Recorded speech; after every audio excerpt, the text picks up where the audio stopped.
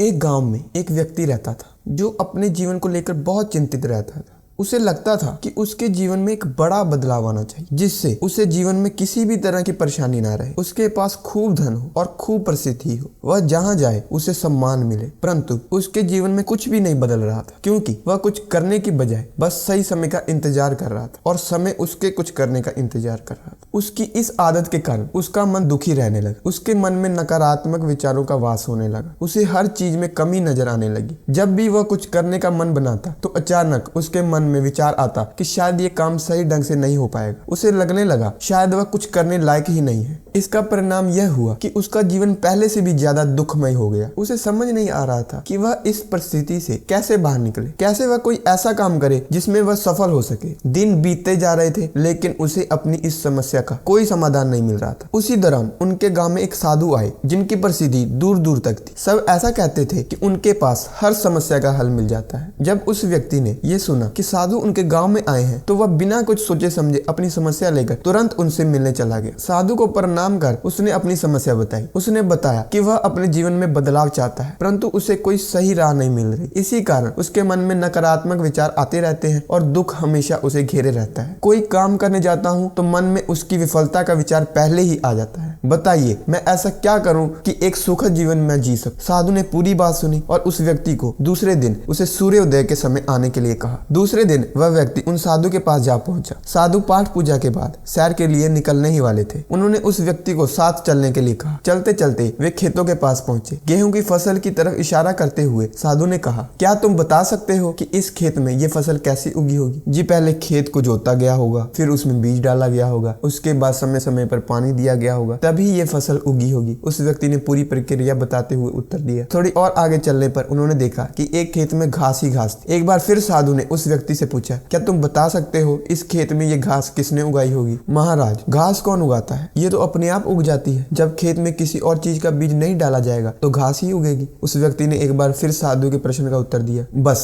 तुम्हारे इन्हीं उत्तरों में तुम्हारी समस्या का हल छिपा है। साधु ने उस व्यक्ति को समझाना शुरू किया। मानव मन भी एक खेत की तरह ही होता है। इसमें तुम जो भी बीज डालोगे तुम्हें वही फसल मिलेगी। अगर तुम इस पर काम करते रहोगे, इसमें सकारात्मकता के बीज बोते रहोगे तो ये तुम्हें सफलता की ओर बढ़ाएगा। और यदि तुम अपने भविष्य की चिंता में वर्तमान का समय भी नष्ट करोगे तो दिमाग में नकारात्मकता की वृद्धि होगी। बदलाव तभी संभव है जब हम व्यर्थ की चिंता को छोड़कर और सही समय की प्रतीक्षा न करते हुए अपने वर्तमान में ही वो काम करें जो हमें करना है। उस व्यक्ति को ये बात समझ में आ गई कि अगर मन को सही दिशा में लगाना है तो उसे सही दिशा की तरफ बढ़ना होगा। मन रूपी खेत का सही प्रयोग ही जीवन में बदलाव ला सकता है। इसे खाली छोड़ देने से इस पर आलस और नकारात्मकता अपनी सत्ता जमा लेते हैं। जैसे घास अपने आप उग जाती है। मन के कहे पर मत चलिए, बल्कि मन को अपने कहने पर चलाइए। एक बड़ी इमारत बनने की शुरुआत भी एक ईंट रखने से ही होती है, और उस ईंट की तरह अपनी छोटी छोटी कोशिशों को जोड़कर आप एक बड़ा मुकाम हासिल कर सकते हैं। जरूरत है तो बस एक शुरुआत की।